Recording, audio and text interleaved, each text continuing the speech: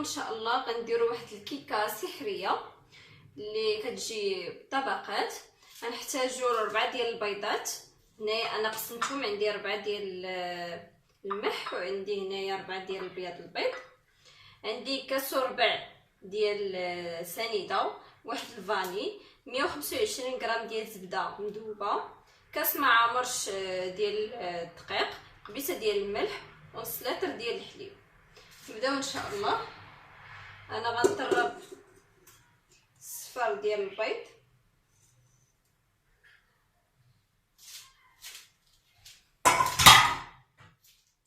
مع السنيده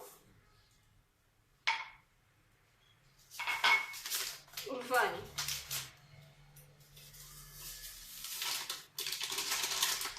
طربهم مزيان.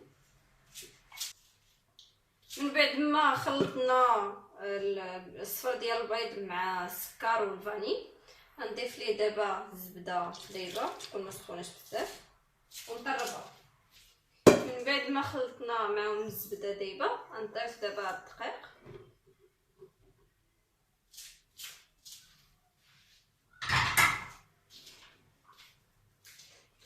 وقبيصه ديال الملح.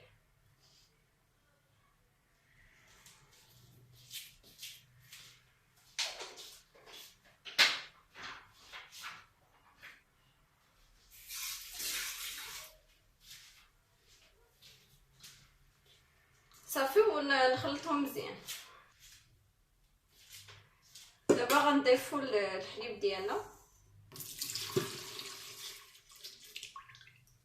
ونخلطوهم. دابا غنطلعوا البيض ديالنا تيولي بحال الثلج. ها هو البيض ديال البيض ديالنا. من بعد ما طلعناه غنبداو نخويو على الخليط السابق اللي كان عندنا. نخويو دقه وحده بشويه باش ما يتكسرش لينا، ونبدا نخلط غير بشويه. من بعد ما تخلط الخليط ديالنا مزيان، غناخذ واحد المول وندهنوه بالزبده. ها هو المول ديالنا اللي دهناه بالزبده. نحرك الخليط ديالنا مزيان ونخويوه في المول ديالنا.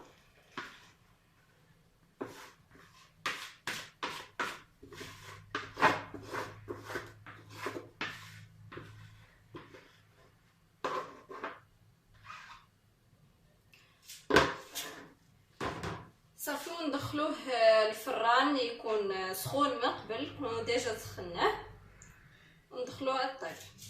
هاهي من بعد ما خرجناها من الفران انا غنغطيها دابا بشي بسيط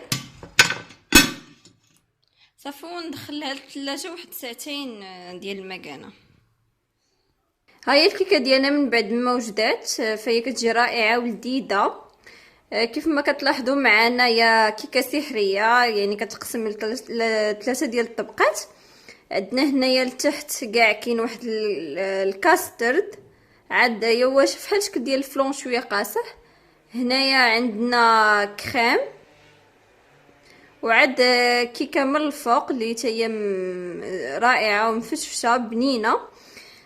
كنتمنى تجربوها. غير هي باشاره وحده، بالنسبه للمول من الافضل ديروا ليه بابي سولفيغيزي باش تهز معكم بسهوله. انا قطعتها غير من داك المول وهزيتها وزينتها بشويه ديال سكر كلاصي. كنتمنى تجربوها بالصحه والراحه.